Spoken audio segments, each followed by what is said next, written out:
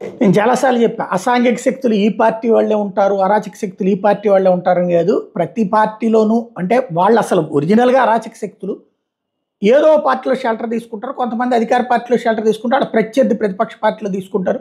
అధికారం అటు ఇటు అయినప్పుడు ఇది చెప్తుంటారు. వాస్తవంగా వీళ్ళ వల్ల పార్టీలకి ఒరిగేది ఏంటి అంటే జనాల్ని మొబలైజ్ చేయగలరు, పోల్ మేనేజ్మెంటు అరాచకంతో కొంత కంట్రోల్ చేస్తారని వీళ్ళని మేపుతుంటారు అన్నట్టు. ఇప్పుడు తాజాగా రేషన్ మాఫియా మీద పెద్ద ఎత్తున చర్చ జరుగుతుంటే బాపట్ల ఎమ్మెల్యే ఆసక్తికరమైన వ్యాఖ్యలు చేశారు. నేను గెలిచానని కొందరు నాకు సన్మానం చేస్తామన్నారు, సరైన ఒప్పుకున్నా. ఆ సన్మానంలో నాకు వెండి కిరీటం పెట్టబోయారు, దాని విలువ ఎంత అని అడిగా, 37,000 అన్నారు.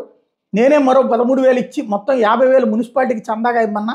తర్వాత తెలిసింది వెండి కిరీటం పెట్టిన వాళ్ళు దొంగ బియ్యం అమ్మే, అంటే రేషన్ బియ్యం అమ్మేవాళ్ళని. 2 రోజులకి ఇంకొకరు బంగారు పొంగరం తెచ్చారు, వాళ్ళదే అదే బాపత.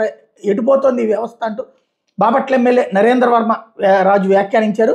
గుంటూరులో జరిగినటువంటి జిల్లా పరిషత్ సర్వసమావేశంలో ఈ ఆసక్తికరమైన వ్యాఖ్యలు చేసి రేషన్ బియ్యం అక్రమ రవాణాలో అన్ని పార్టీల వాళ్ళు ఉన్నారు అని తేల్చి చెప్పారు. ఆ బియ్యాన్ని వ్యాపారులు కాకినాడ పోర్టు, చెన్నై ప్రాంతాన్ని తరలించి సొమ్ము చేసుకుంటున్నారు. గెలిచిన తర్వాత ఎన్నికల్లో ఖర్చు చేసిందంతా సంపాదించాలన్న ఆలోచనతో కింది స్థాయి ప్రజాప్రతినిధులు కూడా ఉండటం వల్ల అవినీతి విచ్చలవిడిగా పెరిగిపోయిందన్నారు. అధికారులు, ప్రజాప్రతినిధులు, వ్యాపారులు కలిసి బియ్యం అక్రమ రవాణాకి తోడ్పడుతున్నారన్నారు. అవసరమైన వాళ్ళకు మాత్రమే బియ్యం ఇచ్చేలా ఆలోచన చేయాలని, మిగిలిన వారికి నగదు బదిలీ చేస్తే బాగుంటుందని నరేంద్ర వర్మ సూచించారు. ఉపాధి హామీ పథకంలో కూడా కొన్ని కోట్ల నష్టం వాటిల్తోందని చెప్పారు.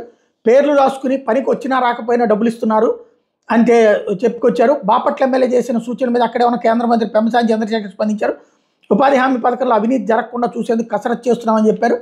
నాదేళ్ల మనోహర్ స్పందిస్తూ బియ్యం అక్రమ రవాణా నివారించేందుకు స్పెషల్ డ్రైవ్ నిర్వహిస్తున్నామన్నారు. కూటమి అధికారంలోకి వచ్చాక 155 కోట్ల విలువైన 53,000 మెట్రిక్ టన్నుల రేషన్ బియ్యాన్ని పట్టుకున్నామని ఈ సందర్భంగా చెప్పుకొచ్చారు. శుక్రవారం కూడా చీరాల్లో 4 రేషన్ షాపుల మీద దాడులు చేసి బియ్యం నిల్వలు స్వాధీనం చేసుకున్నామన్నారు.